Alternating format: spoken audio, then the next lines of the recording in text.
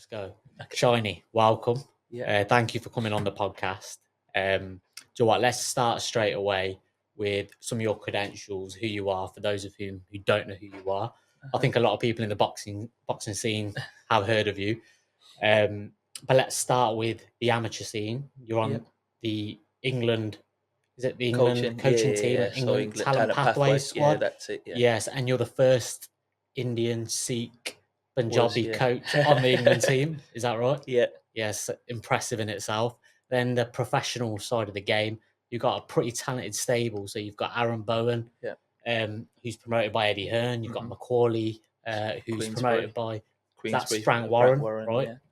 Yeah, and I think I saw Elliot Whale as well. He's with us, so these are all undefeated fighters, right, with some pretty impressive records. And obviously being on the England Talent Pathways squad, that's basically you coaching the brightest prospects in the country, right? Yeah. So that's impressive stuff. But first of all, how are you? How are you thank doing? You. Yeah, good. I know one of your fighters, Macaulay, has just come off the back of a fight on I think it's only a couple of days ago. Wednesday, So you're fairly active. So are you mid-season now? What are you up to? Well, that was the last fight for 2023. So we'll have that little break, regroup, and then some of our amateurs are fighting in January, and then we're looking at dates for the rest of the professional team early into the new year. Okay, awesome. So let's start right from the beginning. Let's start with you. Obviously, like I said, you've got a lot of credentials behind you as an amateur and a professional boxing coach. Where did it start for you? How did you get into boxing? Am I right in thinking that you used to be an amateur boxing coach as well? Amateur boxer, sorry. Amateur boxer. Yeah. Tell me a bit about that. Yeah, so I started when I was like 14, 15. I went to a local club in Warsaw where I'm from. So what club was that? Plek Amateur Boxing Club. So that's where I first started. I didn't have that many contests. I had 14 in total. I spent a stint at Plek Amateur Boxing Club. Then I moved to a club called Lions ABC in Dudley.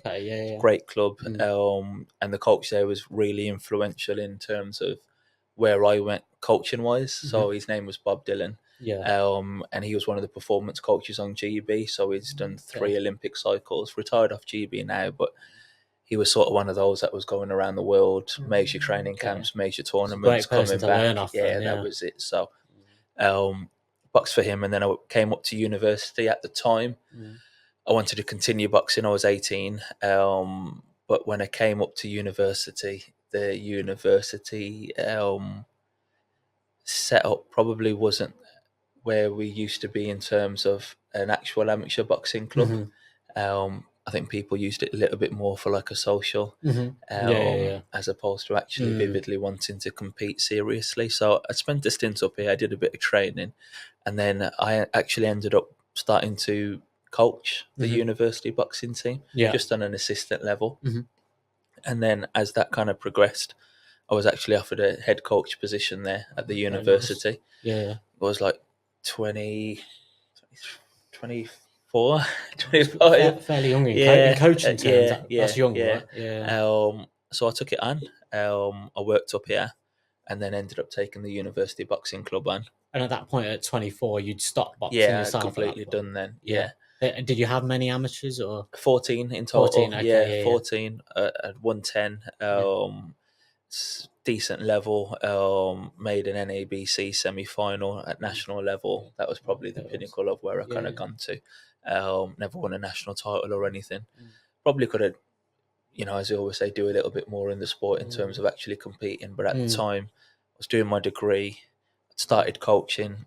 I quite enjoyed the coaching. And then didn't want to be the person that coached and boxed at the same time, because I kind of felt that left you a little bit exposed from a coaching perspective. So I ended up to just shut one chapter and open up a new one effectively. Interesting. So what made you really press ahead with being a boxing coach? Because I think now you've got your own club, right? Box Smart Elite, which is your own gym.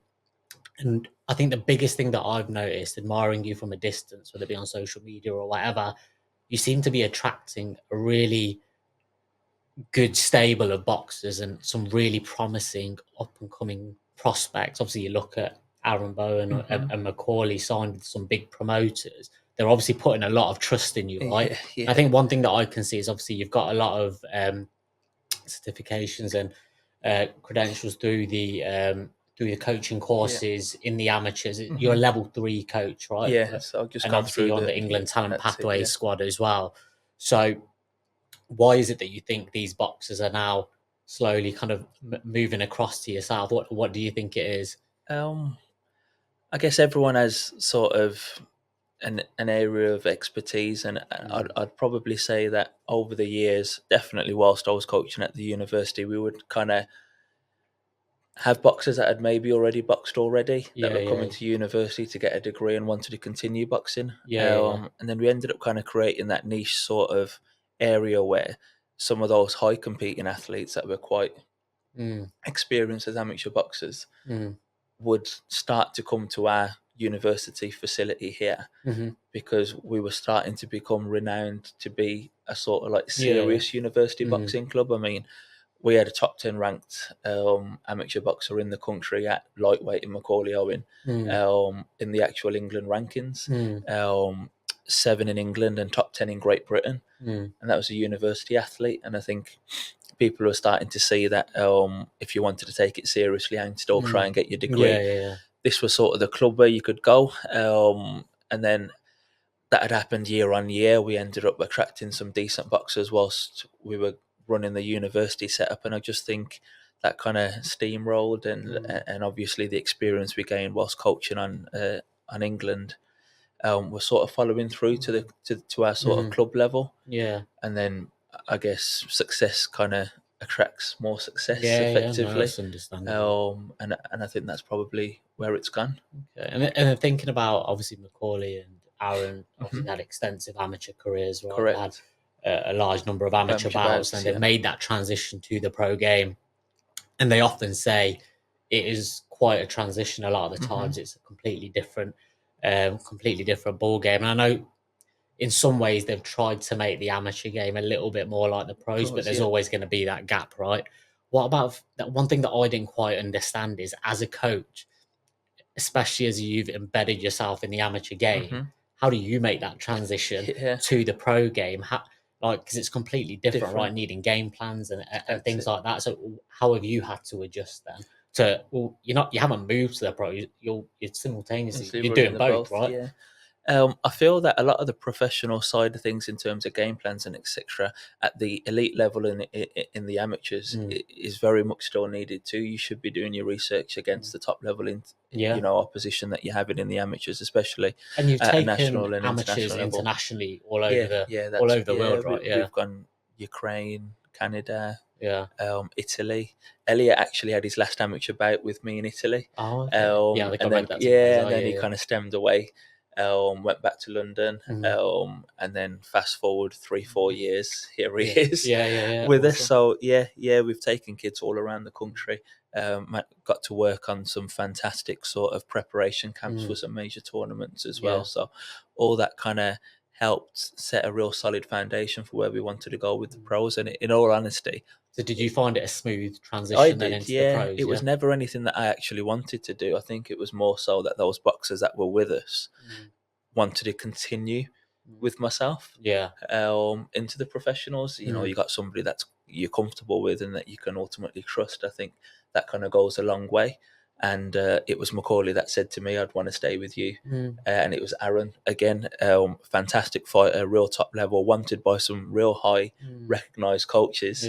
I remember after the Commonwealth Games, you know, we had a fantastic run, and then got a bronze medal, right? Yeah, he did. And then I said, have a break. You know, it'd been a real long year. And then he kind of messaged me a few weeks later saying, can we meet up for a coffee?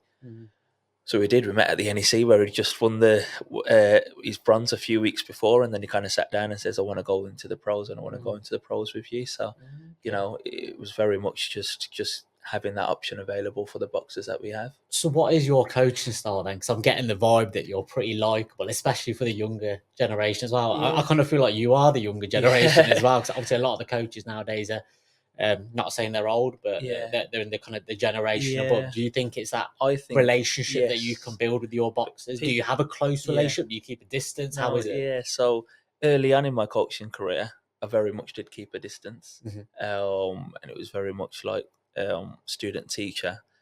But I think as it's evolved, because I kind of felt pressure at the start. Now I'm pretty comfortable and content with where we are, where we're heading, what we've achieved. And I think that for me has just allowed me to kind of mellow out a little bit. Yeah. And then now we've kind of built that rapport where, we're a family, and I've helped some of these kids out on things outside of boxing, which I think is really important. I mean, they've come to like my daughter was born. They come to my daughter's first birthday party, and it's very different to how it used to be back in the day in the amateur scene, right? Like it was not so much like I keep you at an arm's length. Do you think it's better like that, having that closer relationship with the boxers? I think it so, works better because when you're in those high pressure environments, I believe that boxer should have 100% trust. Person, and you want to have the right person with you. And I feel like what we do, we've built a fantastic sort of atmosphere in the gym and a fantastic relationship with each and every one of those kids, and we look out for them. It's not for financial gain for me. It never has been. If it was, I'd be kind of plugging away for You're doing these it for kids. The right reasons. Yeah. So for me, it's just about making sure they look after them and we do the right things for those kids. And I think they see that. And I think that goes a long way. And that trust is the really important thing that we have. Yeah, no, I can imagine. And obviously, as you're building these relationships and you're getting closer to your boxers, one thing they say about boxing is it's a hell of a lonely sport, right? Obviously, that's why I think it's quite important, especially these days, I think, to be close to your coach in certain ways, obviously. But have you ever had to navigate any of your boxers through very difficult kind of personal circumstances or personal struggles? And like, do they share with you, or I mean, are they open with you, or do you pick up things where you're like, something's going on here? It's not like seriously. Obviously, it's not stuff that I delve into, but I've helped some of these boxers in I feel like a real good coach, and I'm not saying that that's me, but I'm saying in general, a coach should be like a life coach. We should be there to help nurture some of these athletes through things other than just boxing, where they're going, where they're heading on an educational basis. Like Macaulay, for example, whilst he was with me, he'd won Haringey, he'd won the NABCs, the under-21 national title, and we had a massive year where he was one of the red-hot favourites for the elite ABAs. Winning that would have got him a GB trial. At the time, he was doing his masters and he was struggling managing his masters and training. So I'd always said to him, as I say to everyone, getting your education first is the most important thing. So I never entered him into the elite ABAs. And we made that. I just says, concentrate on, and if it was about me or about our club or about winning titles, I'd have begged him to enter those championships. But we didn't. He'd missed the NABCs, having been the reigning national champion. He'd then missed the elite ABAs and watched it go through. And then when he'd finished his masters, we had the Haringey Box Cup, and lo and behold, we entered the Haringey Box Cup, and he met the reigning elite national champion and the reigning under-21 CYP national champion. Over that weekend, he was in the same group. Beat both of them. Beat both of them. Back to back. And ended up winning Best Boxer at Haringey at the time. And I felt like I heard that, we did the right thing for him. Yeah. We didn't just think about the short term sort of, let's get through the ABAs, let's win them, whilst you're struggling trying to get through your degree and your masters. We made the right decision together that we'd go through his masters and pick up boxing once that was done. And having done so, we still ended up where we needed to be. And I think that's really important, to have that relationship with your kids where you're steering them in the right direction for them, not for yourself. Yeah, I think that's interesting.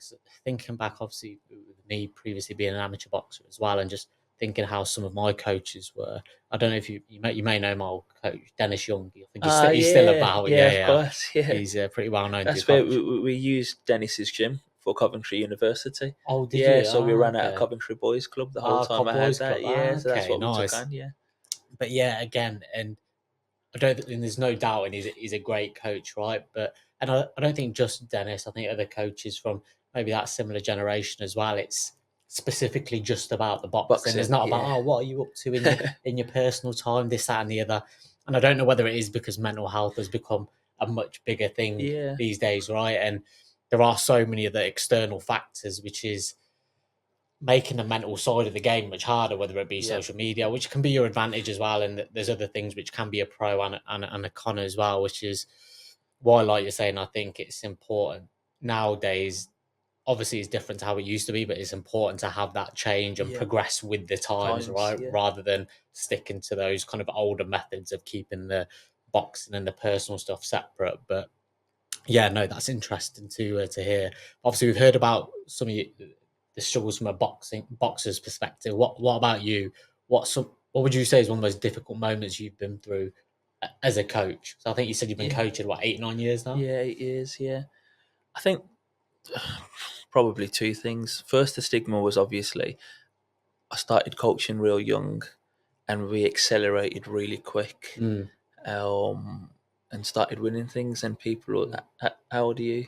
Or how long you been? I remember I got took on in the first cohort of national coaches with England. That was 2017, and when we went up Sheffield, there was like 20 of us, and everyone had to ask somebody a question to get to know each other. Okay. And there was 15. So was this on the England team? Yeah, Sorry. and then is this with the other coaches? Yeah. Okay. 50, do you get that respect then? I think it's growing. I think it's growing now. At the time, 15 of them must have asked me the one question was, "How old are you?" Is this guy? Yeah. How old are you? How old are you? How long have you been coaching for? Yeah. And I was sort of like, sometimes I feel like it's that whole driving license sort of thing. Yeah, You can have a driving license for 15 years, but does that make you any better than somebody that's just had it for a year? And I'm not saying that I've learnt fantastic things whilst I've been in and around the England setup, and I think it's massively kind of projected where I am as a coach. Because there was a time where I went for a full-time position. The first time I went, and I went on to an assessment, and I was sat around coaches that had been coaching for like 30, 40 years, and there was like 5 of us. And you do coach full time, so no, I work full time. You work full time. I work full time. I coach outside of that. Yeah, okay. Busy guy then. Yeah, so I work full time. I work as a building surveyor. Okay, so that's my full time job, and then I coach outside of that. Yeah. Okay, awesome. And so that's your own gym, right? Box Smart Elite's mine. Yeah. And that's based in Warsaw. Okay. So originally I was at the university, and then I worked in Coventry. Yeah. That's where my job was. But then during COVID, obviously everyone started working from home. Didn't want to be traipsing up 30, 40 miles just to coach. Voluntary up here, it was costing a fortune. So at the time, we made the decision to kind of set up closer to home. Okay. So I set up Box Smart Elite, and then lo and behold, everybody from Cov and everyone else started sort of follow us there, which I didn't expect. It's a testament to you, right? That people are willing to follow you where you go. Yeah, they did. Yeah. So and what was the process? Sorry, obviously we've talked about you being on the England Talent Pathway coaching team. What was the process for you getting on that? Because that's obviously quite an achievement in itself. So originally there was an application and then an assessment. Yeah, so a weekend assessment. What did the assessment involve? The assessments were quite difficult, actually. Really? So we had an oral interview where we were asked several questions by one of their performance coaches. Something you have to revise for? Or no, it was off the cuff kind of stuff. And then really interestingly, which something that I really enjoyed was you'd get set themes or questions around several areas, so technical and tactical, pads, that sort of thing. But you'd be given an envelope, sort of, so you'd turn up to your station, which could be running a technical session, and you'd open the envelope. There'd be like 5 coaches that are all assessing you at the time, and you'd read the envelope, and you'd have to deliver whatever the envelope said. Okay. So I remember my pads. You're on the spot then, right? So my competition and people pads, watching you, the other coaches watching you. So the head England coaches are watching you. And they're writing things down, and they know you, but they don't speak to you. So that's always awkward anyway. And then I never forget, I got given competition pads. So imagine you're at European Games and you're prepping somebody for competition pads, and they give you the type of opponent that you got. And I had a right-handed southpaw that was an aggressive counterpuncher. I remember reading that. I had like a minute to read that. And I was like, so they're a southpaw, but they're right-handed. They're aggressive, but they're a counterpuncher. And you want me to fully get you to think on your toes. In the moment, I was like crazy. So that was my competition pads. Even that, as you're saying it, what you're saying, I'm still trying to process it as well in my head. And then I think the other one I had was I had to run a technical session, and this must have been like for 10 boxers around the difference between drawing and feinting, which is a real technical nitty-gritty thing, the difference between drawing somebody and feinting somebody. So that was my So it was quite difficult, to be honest. Quite a high level, right? And like then I'd done was the level 1, and I didn't hear any of this. The level 3, the performance coaching Yeah. in boxing. I mean, I think they had over 100 applicants, and they took 16 on. And that was crazy. Like that again was a full blown written practical, but it was very similar to the England coaching position assessment. So for me, it was fantastic because I'd already kind of done it. So it was very similar to that, where we got an oral interview, a written practical, and then we got given these stations to kind of do. And I felt like I flew through it the second time round, but the first time round was pretty daunting. How far do you want to go with the amateur coaching stuff then, obviously, because you're doing the pro stuff now? Yeah. How far do you want to take the amateur stuff? I guess. Would you want to be on the kind of the Olympic squad? That was a big dream of mine originally. Yeah. Things can change, right? Yeah. So originally that was all. I was mad on getting on England, mad on getting on GB. I got my performance coaching in boxing certification. Now this year I just got my EBA 1-star qualification, which would allow me to corner at major tournaments. So I've got all of that now. But I feel like I'm really kind of getting my feet in with the pros as well. So it'd have to be the right thing. I think I'm pretty happy where I am with England, where you get given the opportunities throughout the year. You'd get asked if you're available for certain tournaments, certain preparation camps. Whereas on GB, it's a bit more of a full-time role, and it would mean kind of moving away from a club, which I've spent a lot of time kind of setting up. Yeah. So I don't think I'd be quite ready to kind of pull away from my club and just coach on GB full-time. But I'm pretty happy kind of where I am in terms of having my club, having my foot in with England and the pathway, and having some opportunities to go out to tournaments with them. Whilst then sort of still being able to work with the pro. So I'm pretty happy where we are at the moment. Okay, good stuff. And then just thinking back then, moving to the pro game, obviously you've got people like Macaulay and Elliot and Aaron in the stable. So they're at a stage in their careers where obviously Aaron moving over to the pro game. I know he sparred with some big names. Big names. Like I've seen Callum Smith in there and some other people. So he's not your average kind of person turning over to the pro game. He's very advanced. You don't want to be easing him in for too long either. So I think matchmaking is crucial for him at this stage. How is that working at the moment? Because I know the promoters are heavily involved. Obviously, does the coach have a say to a certain extent? So do you have any interaction with Eddie, with Frank? Yeah. So Frank's fantastic. Probably more so Frank than it is Eddie. I think Frank. Yeah. And what are Frank and Eddie like? So fantastic. You do people. have those matchmaking conversations. We do. Yeah. So they have a matchmaker in Tom Dallas, who's another fantastic guy. Is that on the Queensbury? No, that's Matchroom. So is that for Matchroom? So Matchroom. So Queensbury have their own as well. So we're regularly in contact with them. But it's mainly the manager that has those conversations. Okay. How close does Eddie Hearn get involved? Eddie doesn't really. Aaron, with the matchmaking? Not with the matchmaking. Okay. He kind of comes in afterwards, like after we fought or before we fought. Is he like a sign it off type of guy? Yeah. So we get given some options, and then we kind of work through those. We have a look at those opponents, and then we kind of come to an agreement as to the one that we think kind of sits Aaron best where we are. But I think it's pretty plain to see, like with who he's fought already. I mean, he's 3-0, top 200 in the world. I think he's 24 in the country at middleweight, which is crazy. No one near him has had just only 3 contests.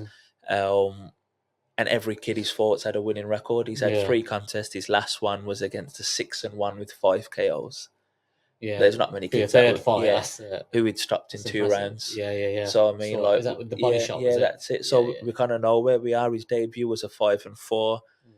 His second contest was a 5-3. Who had some serious amateur pedigree.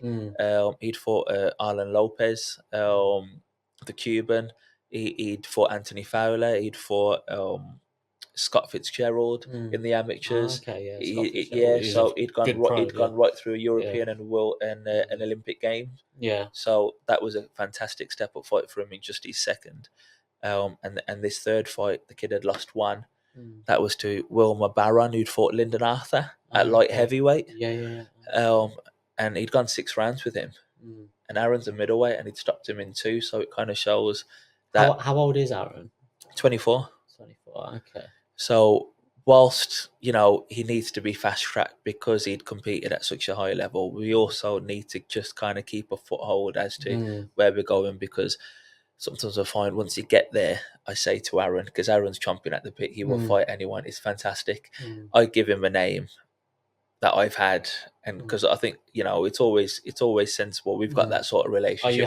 Are you having to hold him back? Yeah. So I'd kind of be like, Aaron, and he'd be like, I know you don't want it, but I want it. You know what I mean? So do you let him have input? So I mean, like sometimes this last boxers kid don't know what's good for them. Sometimes, right? They just want to go. He'd take anything. He'd be like, I'll probably fight take such a title and such. fight, right? He's like, I'll fight for a title now. Yeah. So I'm sort of like, whilst I think you're capable of doing that, once you win that title, you've then got to stay there. It's a problem. There's not another drop down. So we are moving quickly. We've agreed with Frank Smith and Eddie where we want to be going over the next year and 2 years. That's all planned out for us already. Where we want to be fighting for titles and etc. And it's important for us. And I always say this with somebody like Aaron: we want to be having contests where we're being tested. We don't want to be winning every round. We want to be in with live opponents. That once we get to a title fight, not just people that are in there to survive, right? Yeah. So once we get to a title fight, we've learnt some lessons before that, because it's fantastic knocking kids out. But then you get in with a live opponent that hits you back, and all of a sudden you're like, shit, I ain't been hit like that before. Whereas, I mean, Aaron's last opponent asked him some questions in the first round. We knew he was going to be heavy-handed. Live, We knew he was going to be live. And it allowed Aaron to kind of see and feel where we need to be, and then we can go back to the drawing board and learn off that. So I think those learning fights are really important, and our manager, Errol Johnson, is fantastic for that as well. I mean, Macaulay's 7-0 and top 20 in the country. Elliot's top 15. I mean, at 6-0, we took Darren Tetley, who'd fought for a British title last year, and he had 27 bouts. And remember, we'd watched it, and I went home to just watch it back on commentary just to see, and they were like, who's he? Like, when it was happening within a round one or round two, I heard somebody on the commentary team be like, I don't know who his team is, but like 6-0 going with someone who's had 27 bouts, that's a massive gamble. That is a massive gamble. Yeah. It was, but when you've had 108 amateur contest, Elliot, when you've had 108 amateur contests at top level, was he supremely confident? Yeah, he was all over it, and I mean, and it showed. We stopped him in 4 rounds quicker than anyone stopped him. And Darren said it's the best kid he's been in with, and he's been in with some real credible kids. So I mean, like, because 27 or however many professional fights he had, that's no mean feat, right? And he stopped him in 4 rounds. A lot of experience, a lot of rounds, and pro game is different to the amateurs. That's impressive. We know where our kids are, and we have a conversation with them. I'm not one that forces them. Did you feel the pressure for that fight? I did, because there must have been a lot of people looking at you. You sure you want to put him in? And for this to be fair, Elliot knows where I'm not a safety first sort of person, but Elliot was just like, "Don't panic, I got this." Yeah, that's all he said. He was like, "Don't panic, I got this." And I was like, he goes, "You've done everything that you needed to do. Now it's my turn to do everything that I need to do." And we'd prep fantastic for it, and we make sure we prep every fight. And like, I don't care what anyone, we go to the nth degree when it comes to preparing a boxer for any contest. Has Elliot managed to sign with a so he hasn't been yet. I mean, he had a stop-start career. But surely that's I think he's phenomenal. Exactly. Take notice. There's some promoters looking at him. I mean, he's a real fan-friendly style. He can whack. And he's super talented. He looks like a big puncher. He's huge for the weight. So we've had some conversations about putting him out on a televised show in the new year. There's some promoters looking at him already. Yeah, because I think obviously we've got the amateur game, and you hear about a lot of kids wanting to turn over to the pro game, and obviously anybody can turn over pro, but it's a big help, right? When you've got you've had a good amateur career, whether you get onto the England squad or not, and then obviously promoters take notice. But if they don't, I've seen the other side of it, where you turn over to the pro game and you're having to sell a certain amount of tickets just to cover your costs, and cover your opponent's costs, and it can be hard, right? I'm not saying people shouldn't do it, but it's a much harder path to go down. I will actually say this. I mean, we had to do that with Elliot. Yeah, we paid for Tetley. Yeah, we done tickets. Oh, you have to pay for Tetley. Yeah, we paid for him. Yeah, because Elliot doesn't have a promoter at the minute, so we took that contest. Okay. Because we knew where we want to go. Yeah. And we wanted to make a statement, and it was the right contest for him. We invested in that. In that contest. So we paid for Tetley, and Tetley is a journeyman. and Tetley doesn't take journeyman money. I mean, so that bout had cost a lot. Yeah. But Elliot and us seeing it as an investment because we knew where that was going to take us. I mean, Elliot had 18 months of inactivity. He was ranked 40th in the country. We've had to take a risk. We've had 2 contests now in 3 months, and he's ranked top 15 in the country, which kind of that about. Why was there that period of inactivity? Why was it? So back in the, I know this is, when I say back in the day, I mean like probably 20, 30, 40 years ago, you hear about pro boxers having like 20 fights a year. Yeah. Why is it I think so much less now, like 2 or 3 fights a year? I don't think that's what he wanted. I can't speak for him, but obviously we get along quite well. He'd called me up because he just felt he needed a little bit of a change. But I think it was he'd signed with MTK originally when he turned professional. He was boxing through COVID. Obviously, we all know what happened with MTK fighters, and that MTK sort of shows just kind of fell apart. Then I think he was in and about in his gymnasium, and I don't think the opportunities sort of kind of fell for him, and that kind of left him sort of on the sidelines a little bit. That's why he ended up feeling he needed to make a move and sort of make a fresh start somewhere else. Okay. So yeah, I think the MTK thing just didn't really help him and just left him a little bit out in the cold when it all sort of fell apart, and he wasn't able to kind of get a deal with anyone else, unfortunately, which is crazy because I mean, he fought 2 undefeated fighters during COVID. You know, McCulloch, who just fought Junaid Boston, he fought him at 4-0 and stopped him in a round. And I think he fought Jamie Stewart after he drew with Florian Marku. At he was 4-0 with 1 draw. Marku's an animal, exactly. Right? Yeah. So he'd fought those 2, and then kind of went off the rails, which is crazy. So listen, the past is the past, and we know where he's heading, and he's in the right place the now. Doors for him though, right? Everything happens for a reason. So how does that work at Box Smart Elite then? Obviously, you've got your amateur fighters. And looking at the amateurs first, do you have boxers coming from all over the country? Is it more the locals you're looking at, or are you very strict with who comes into the gym who you're coaching? Because obviously your time is going to be valuable now, right? You're an amateur and a professional coach. So how does that work? So you're a man in demand. So I mean, our amateur stable is fantastic. We do have boxers that have travelled from literally absolutely everywhere. I mean, John Tom is probably the next superstar off the conveyor belt. He travelled from Lancashire. Yeah. Oh wow. Yeah, 150 miles to the gym and 150 miles back home. And how many times a week is he doing that? Yeah, so he's 3-4 times a week. He stops in hotels. Oh, okay. He stops over. Yeah, stops over, and then he'll travel back. So I mean, he's heavily invested into where we are. And I think boxing's a game where, again, if you find the right coach or you find the right, you kind of got to make the sacrifices, right? Because it's a short career and you've got to get everything right. Dan Kerrigan, he's won a couple of national titles for us, won Best Harringay boxer. He's from Preston, so he's a long way away. We have kids from York, Derby. Elliot's from Kent. So I mean, we have got. How do these lads hear about you? Again, is it through the England team? Or is it? I worked with John Tom's brother Frank. He was very close with Dan Kerrigan. I think they came over together, and then obviously John Tom followed with Frank at the time. And then when you're boxing on the national stages quite a few times with your boxers, I guess some people start thinking, well, hold on a minute, ain't they from Blackpool? Why are they travelling all the way over there? And I think, they start winning some titles, and then kids speak with other kids, and it's kind of like that avalanche sort of approach, and the word gets around very quickly. The word gets out, and I think that's the way it kind of worked.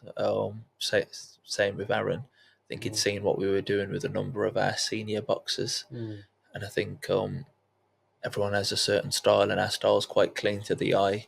And I think Aaron's kind of saw some benefit in trying to add that to his game at the time, and having somebody like Aaron and John Tom and those part of your gym, obviously other people start looking and thinking, well, they're doing extremely well, and maybe they can kind of add to our game, and you get a gym filled with real top kids, and success, as I said, success breeds success, right? When you're amongst that environment, exactly, there's no hiding place, right? Nope. I think that's one thing that I noticed, whether it be sparring or whatever, it's always better training around the better boxers because you've got to raise your game to meet them. Right? If you're constantly around people who maybe at a lower level, it's not going to help you get anywhere, right? So like you said, success breeds success. But so what's the plans for the for 2024? Obviously, the new year around the corner.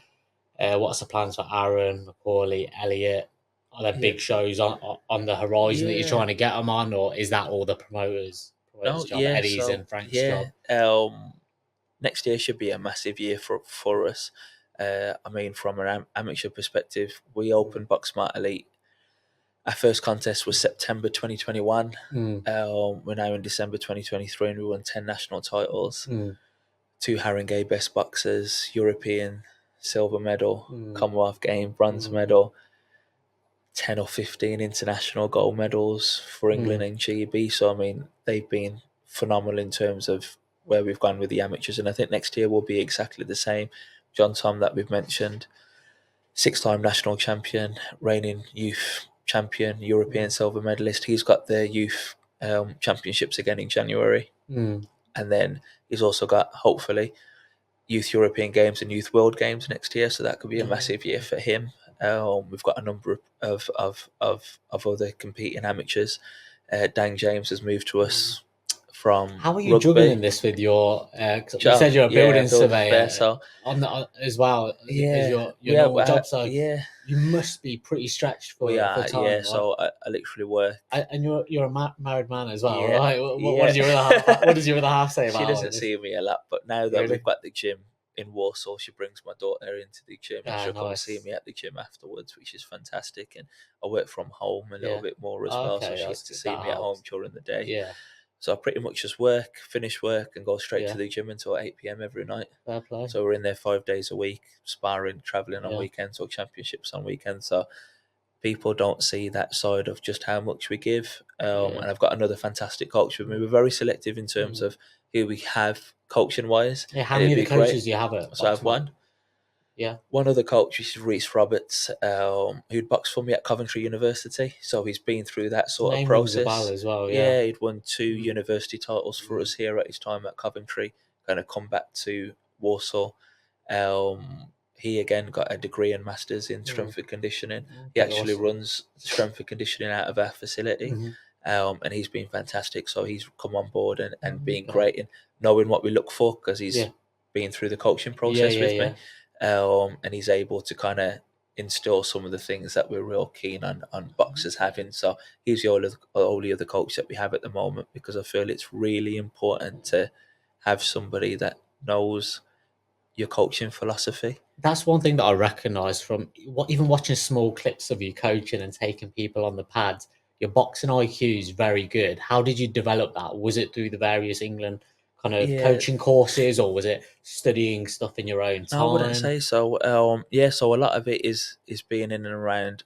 As I said, Bob Dylan was massively influential in terms of my coaching sort of philosophy. He'd coach at a real high level, and sometimes he'd come back from like Russia and other places and be like, this is what they do over there. And when I was boxing, and I took a lot of that. And then obviously going on to England, you get a lot of CPDs. I was taken on or selected as one of the only coaches through boxing on a UK coaching performance program called the Performance Foundation with UK Sport. And that was fantastic. So that kind of opened up your eyes into everything else sport related around coaching at a high level. And even the performance coaching in boxing, there was a sports psychologist, I had a GB mentoring, Gary Hale, that was with me for a year, kind of mentoring me through the process. So I think all those sort of CPDs and seminars and the way around how coaching's evolved. Amanda Coulson, Mick Driscoll, they were both fantastic pioneers in terms of seeing how you kind of coach to an elite level. And I took a lot of that. It was very much sort of like, I want to learn. I want to put myself in as many opportunities as I can to learn. So I put myself out there and took every opportunity that came. And I think I managed to absorb a lot of information from some fantastic coaches and got to bring that back to my gymnasium, which has kind of led us to where we are now. Yeah. Oh, okay, no, that's awesome. And then obviously we spoke about, obviously you got another coach with you at Box Smart Elite, and you guys do some great stuff, which sometimes goes unnoticed. And I think obviously my short stint of coaching, the first thing that I was told, and probably quite important, is it's not about you anymore. Yeah. Obviously, especially when you've previously been a boxer, that's one of the adjustments to make, Yeah. right? Is that you now know it's no longer about you. It's about them, and rightly so. It's about the boxer. They're the ones who are getting in there and fighting. But do you think sometimes it goes under the radar, the work that coaches do, and that coaches should get maybe a little bit more recognition for the work that they do? Because especially in the amateur scene, I think, I'm not sure about being on the England coaching team, but often it's voluntary work, right? Yeah, When you're coaching even in the that's amateurs, voluntary. So everything, voluntary as well? yeah. So that's on a voluntary basis. Yeah. So I give all of my time up on a voluntary Well, what do you basis. think about that? Do you think coaches, again, I've not thought about this. Do you think coaches should get more recognition in some way? But then how would they get more recognition? Yeah, exactly. The university had a real interesting sort of. We had a sports award ceremony every year, which was fantastic. Where coaches or athletes Did I see you won an award as well? I remember seeing that. Yeah, so during the Coventry University stint, we had 5 years there. We'd pretty much won everything during our time there. We won, best sport, best male athlete, best female athlete. Got coach of the year. We'd won outstanding contribution to sport. I'd got an outstanding service to sport whilst we was over there, so that was fantastic. Well, boxers and coaches and the sport as a whole got some recognition whilst we was here at Coventry University. That was great, but at the same time, I think just the way it goes, right? Yeah, it's as you said. You're in the shadows. I take so much from watching them win things, and yourself that you've kind of paid, like watching. You're watching their journey. Yeah, you're watching them as kids. That's it. Growing to man. Watching, John. I'd probably say the pinnacle was John Tom on the medal ceremony at the European Games and watching him get his silver medal. Aaron in Birmingham at the I remember Commonwealth I was Games. watching Aaron's fight in Birmingham, the Commonwealth Games. I can't remember which one it was, but you can see you in the crowd just going absolutely mad in the background. Yeah, that would have been Kamar. Yeah. So like I live and breathe it with every single one of them fighters. And I'm there with every single one of them through every sort of step of the way. And I think it's not about me. I could have named Box Smart Elite Shiney Singh's Boxing Academy if I wanted to. Yeah. But I don't. I was very much sort of. I don't want it to be about me. I want it to pull away from me as much as possible because I also have Reese with me as well, and he goes. So you're saying I go unnoticed, or coaches go unnoticed. Reese, without Reese being in the gym with me, helping me juggle a full-time job, my daughter, the amateurs, and the pros, he goes massively unnoticed because people will look at Box Smart Elite and be like, Shiny. Yeah. Well, it's not me because if I didn't have a him, team, it's a squad. Yeah. We wouldn't be winning what we were winning because there's umpteen times where my dog had fallen ill. I mean, I had a rough time with my daughter when she was born. And Reese picks up, the slack, or if I've got to work and I've got something real big on that work, a good relationship, or if like with Aaron, I have to be away with Aaron for a fight week. That's Tuesday, Wednesday, Thursday, Friday, Saturday. That's 5 days away from the gym where we could be in Manchester or wherever it is. And I know I've got somebody like Reese that is able to be like, Reese, this is what we've got coming up, and I could be 100% content that he's gonna do what the boxers need from us. Yeah. So I feel like he's probably somebody that goes massively unnoticed because we're winning all these things and people are like, oh wow, like Shiny's club or Shiny's gym, and it's not my gym. There's two of us, and he puts in some fantastic efforts as well. So I think it's just coaches in a whole, but again, he's just happy just seeing the titles rack up and seeing the Wall of Fame get filled in the gym, and he knows that people are playing. He's playing his part in kids winning those sort of things as well. So it ain't about us; it's about the kids, helping them kind of do what it is. I guess watching their journey and watching them progress is. Obviously, like I said, I did it for a short time, and even in that short time, it felt so rewarding. Yeah. And I even used to do paid PTs and then obviously amateur coaching. But if anything, I enjoyed the voluntary stuff more than doing any kind of like paid coaching. It's strange. So I don't do the paid. Yeah, yours is purely there strictly. Because and I say to Reese, I laugh because I must get 50 messages a month of people asking for one-to-one. But you're not that type of coach, I can't right? get up for that. Yeah, like we want to win. I think that's a completely different type of clientele, right? Yeah. Whether it be people who just want to get fit, or you can't mix it with what you're doing. I don't think you can mix and match that, right? That's just nuts. Yeah. And the only thing I have actually recently just started was we had the fantastic opportunity where MMA Fighter reached out to me for a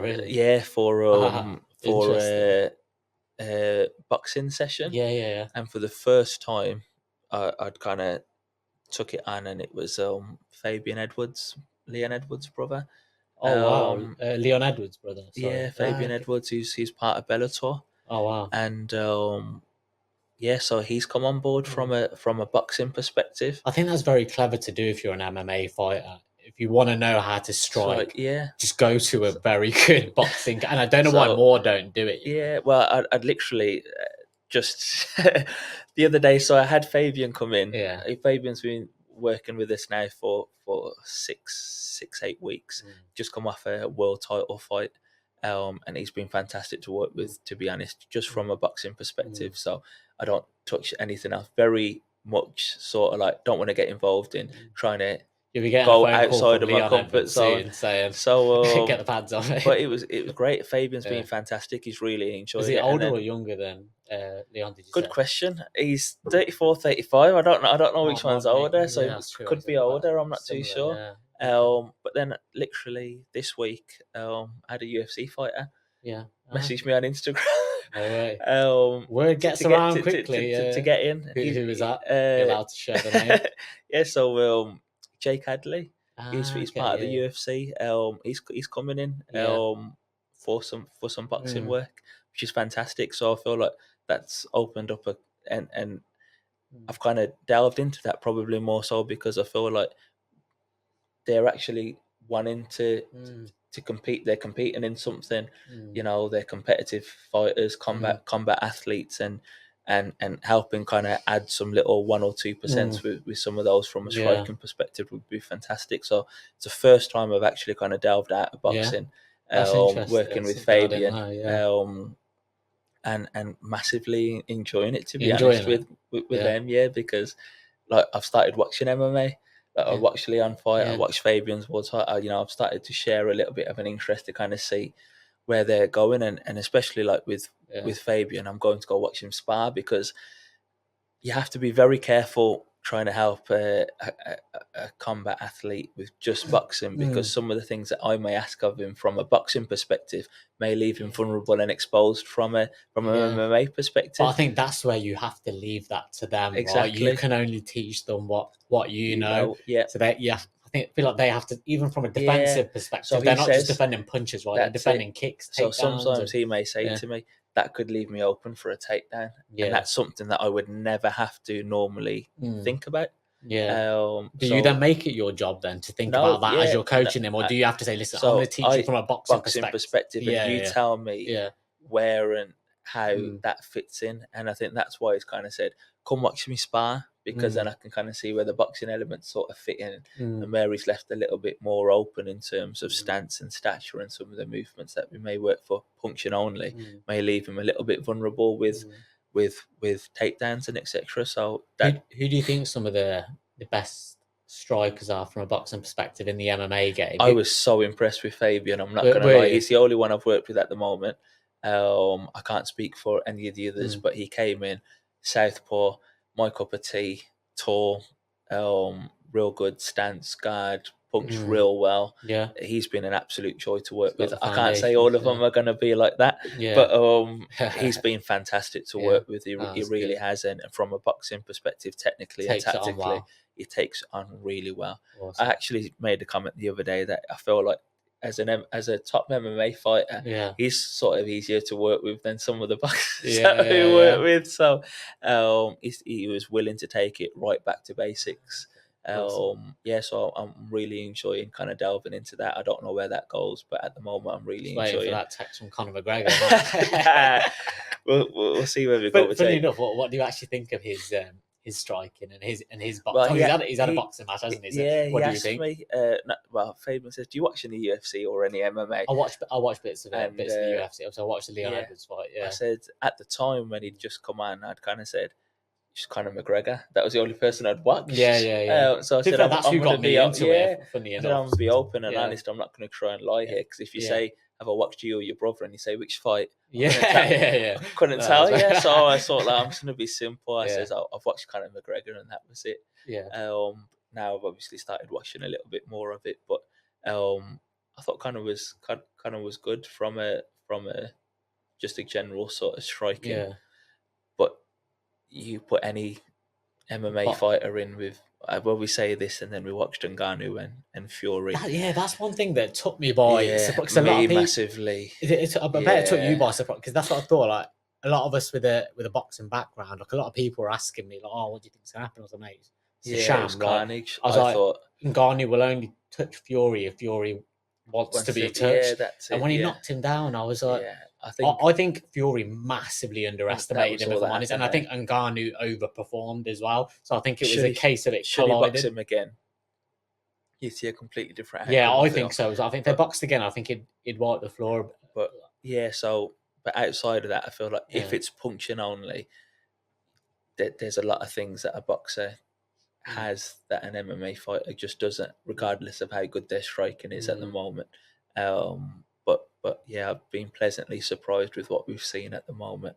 Yeah, I think it's the best thing an MMA fighter can do is learn the fundamentals of whether it be an amateur or professional box. I think that's where you get schooled properly how to throw a basic punch, right? Not in Muay Thai or not in what's in Muay Thai you learn how to punch, but I feel like in boxing you literally learn the fundamentals, right? Of how to throw a proper jab, how to throw proper straight punches, how to throw a proper hook. So yeah, no, it's good. It's good of Fabian. You said it. It's good of him to kind of been great. I think it'll probably open the door for a few others, definitely. But that's been interesting to kind of delve into that. Good stuff. And obviously, we spoke right at the beginning when I was just reading off some of your credentials. Obviously, being on the England talent pathway kind of coaching team. Obviously, you're the first coach of kind of Indian and Sikh descent. Are there any other kind of Sikh or kind of from the South Asian coaches on the England team? Are you the only one? Is it? No, I think we're definitely. There's a lot more. It's becoming a lot more multicultural now. I think the sport's changing. It's becoming real diverse from a coaching perspective, and I think there's more that are kind of seeing the benefits of boxing coaching and what it can bring to the table, whether it be just from a community perspective or a performance perspective. But I definitely see a lot more diversity in terms of the culture of coaches at the moment, from a domestic and national scene, for sure. So it's even great from to see. From a boxing perspective, and I don't know how you remember it or what year it was that you were amateur, but I think back it's probably what I don't know, kind of give anything away of how old I am, but yeah, probably about 15 or 20 odd years ago when I was amateur, there wasn't many Sikh amateur boxers around. I think I remember one from all the time that I was amateur, but I think now that we're getting, especially in the pro game, obviously you got Dylan Chima, you got Gilly Power, and a couple of others. You got Callum Singh as well from Bulkington, all making some noise now in the pro game. I think it has given other younger lads a bit of inspiration, right? To kind of get onto the box, whether it be even just to learn the basics, self-defense. But I think we're slowly starting to see more Sikh boxers get onto the scene, right? Have you noticed that? Or I mean, like, times have changed massively. My first amateur contest was crazy. I think I had beer and I was spat at, and it was dire. There just wasn't many Asians in the sport. Then I genuinely feel like Amir Khan has played a pivotal role in that massively at the time when he was amateur and obviously getting onto the national team and etc. So I thought he was great. But even from a coaching perspective, I mean, I can only speak for myself, but I know from an Indian background, parents, families are not very keen on putting kids. It's like, you're going to be a lawyer. It's education first, right? You're going to do this. You're going to do so that. You're going to get your family education. Thought about your whole? So I mean, like, what do they say about you coaching? Because are you getting? How much are you getting paid? They never watched me box, which was crazy. So I'd boxed my whole amateur career with.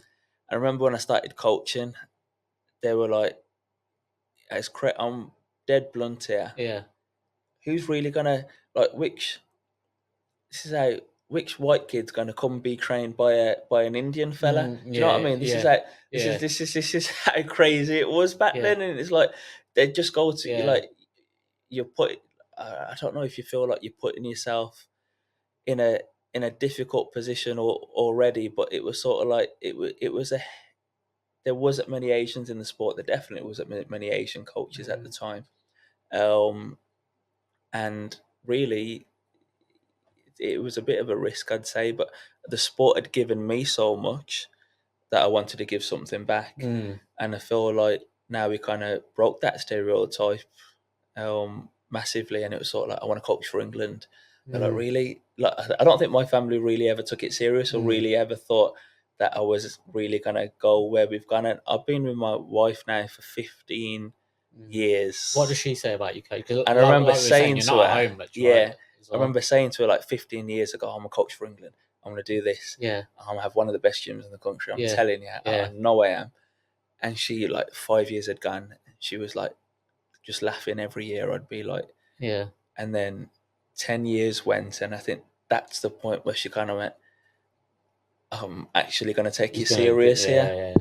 And then she's the one who got me this gym in Warsaw. Really? So she went to the council. She found me a place. Oh, wow. Because for the first time, she was like, I can see where you're going. I can see the change that you're making, and I can see what you're doing is fantastic. And she got in touch with the council. She got me this fantastic facility that we then put everything we had into, and she supported me through it massively.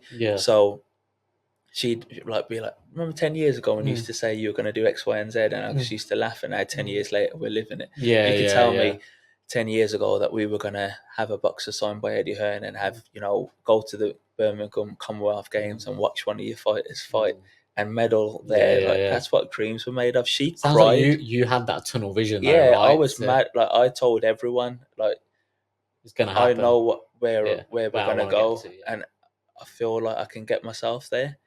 And slowly but surely. And I've sacrificed a lot to kind of like, me and my wife never went on a honeymoon. We got married in August because I said that's the 1 month where the season finishes in July and it starts in September. So I'll give you any date in August for us to get married. So everything kind of worked around boxing. And I was like, because any other month I've got to be at championships, and I've got to take this kid and I've got to take that kid, and it's crazy. We didn't do a honeymoon because I had to come back and we had to train fighters for the next things that they were kind of. So I'd sacrificed a massive part of my life with training, making memories with other people's kids, and even more so, like, life changed massively for me, I would say, this year, and my daughter being born, and like every other year. So Haringey falls on Father's Day weekend every year. And every year I've watched. So Macaulay won Best Boxer at Haringey, and I remember took a picture saying, his dad put a picture up saying Best Father's Day present.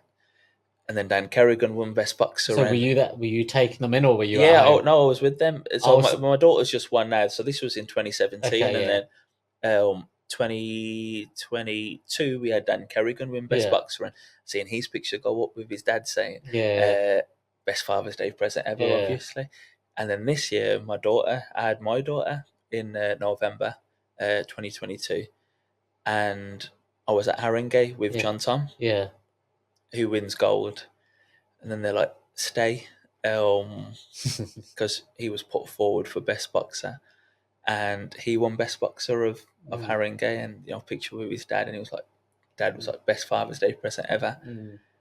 I'd gone home I got home 10 o'clock that night, and I walked in, and on the table was Happy Father's Day balloons and presents from my daughter that my wife had got. Yeah. And they'd gone to bed. Oh, really? Because it was 10 p.m. So you are sacrificing a hell of a lot. The whole day waiting for me to come home, and I missed my first Father's Day with my daughter. How was she? Was she woke up the next No, morning? Was she annoyed? Was she angry? Yeah, it was also like now you feel like you sacrifice a lot of time with your own kids, and my wife are making memories. Is your wife understanding of that? Because she's in a very difficult position. I wouldn't blame her for being annoyed. Like, so she's so we're trying to find that balance now. And I think we're getting there, but like people just see the nice fancy bits. Of you're here or you're there, or you get to be at Matchroom shows and all that sort of stuff. But like there's some serious sacrifices. This is what we want to know about. That go in. You go through some deep times. I mean, like last year, my daughter was born at 26 weeks. Oh, okay. She was in intensive care for 3 months. Oh, wow. And I had to run a gym whilst my daughter was in hospital. It was that's got to be one of your toughest times as a coach. Yeah, right? So like I've got kids that are traveling from Blackpool, from Preston, from Hearn. All these kids that are high performing athletes that can go anywhere in the country, but they come down to your gym, and then we're finding that balance of my daughter's in hospital, and I've got to be there with her. And was it a sense of you can't let your boxers down, you can't let your wife down, you can't let your kids so down? Tough, such a tough. You're probably trying to juggle a million things at once, right? And like I was in hospital with my daughter, and we had 2 boxers in the national finals, and I never went. Oh, right. Yeah. And I was at hospital with my daughter and watching it on a live stream. Yeah. Like it was crazy, but like you had to kind of have to do what you got to do, and look after her at the time. And obviously she's come out now and she's good. Awesome. But yeah, that was a tough time, and we took the gym on and we was running the gym, and that's where coaches like Reese and that were fantastic in kind of helping, and people don't see that. How did you cope during that time then? It was tough. Did it get on top of you at any massively, point? Like massively, it must have been like massively mentally a real struggle, right? The boxers were so understanding at the same time too. Yeah, I've got to take my hat off for them, because others would have been like, let's go elsewhere. But they were patient and understood what was going on, and we'd got through that rough sort of difficult period, and they've stuck by us. And I think that's testament to the relationship that we built with some of these kids. So you had the right support network. They could I say they can go anywhere and they choose not to go anywhere. So I'm pretty comfortable and confident in where we are and what we're doing, because they're willing to make that travel over and that sacrifice for us. And that's why I feel it's so important that we offer them the same. And I give every single one of them 100%. So they give the same back, and we've got a fantastic relationship. And half of them were at my daughter's first birthday party. That's the relationship we have. Do you know what I mean? So I wanted them there because they're part of that extended family. They've been through that journey with us and everything else. And my daughter goes to watch them, and she's in the gym whilst they're training, and you get to build that relationship up. So I think that's really important. This is why I think this modern way of coaching, and I think men just being men, and like obviously they say that men need to be able to talk more and that's why I think it's so important. And sometimes it's not about having that hard exterior of imagine if you didn't tell any of your boxers what was going on, and you were just there keeping it in, just trying to it's not helping yourself, right? And by you speaking and telling your nearest and dearest and telling your boxers what was going on, if anything, it probably made everybody's situation better, right? And it probably took a great load off your shoulders, because people knew what was going on. The boxers understood that they needed to give and take a little bit with the situation, and everyone was really understanding. And it was a difficult time for me, and they were fantastic with me. They brought her presents, and everyone asked about her, and she came out, and even on her first birthday. It was great to have all of those people there. So yeah, I think we've got a fantastic relationship with our fighters, and long may it continue. And I do think you touched up maybe being a little bit younger, and like, you know, when we travel, like, we listen to the same music, we can talk about the same things, we can talk about Netflix. Did you watch the fight? Did you stay up and watch the fight? We can go to Nando's. You know, do you listen to Drake? Can you put that on in the car? You know, you can have that little bit of you're still kind of there with the times, I'd like to say. And I think that's good. Because, you know, they can talk to you about things outside of boxing, whereas I guess I can tell already just from speaking to you. I'm starting to wish that you were my coach when I was an amateur now. But so that's good stuff. I think that's it goes really a long way. No, awesome. Well, do you know what? Time has flown, but it's been a really good chat. And like I said, I was eager to have you on for a while. I've been admiring you from a distance. Thank you. For quite a while. And yeah, I'm excited to see what 2024 holds for you, for Aaron McCauley, Elliot. I think, there's some exciting stuff on the way, and hopefully I can get you back on, and maybe a couple of your lads as well, just to see how you're getting on. And I'm excited to see what the future holds. But thank you for watching, everyone. If you've made it this far, keep an eye on Shiney's progress. You're obviously on social media as Shiney Singh, so give Shiney a follow, and some of his boxers. Obviously, you've got Elliot Whale, you've got Aaron Bowen, Macaulay Owen, all going to do some big things in the pro game. And don't forget to subscribe to my YouTube channel. Don't forget to like the video. And thank you for watching. And thank you for coming on, Shiney. Thank you very much for the opportunity. Cheers, guys.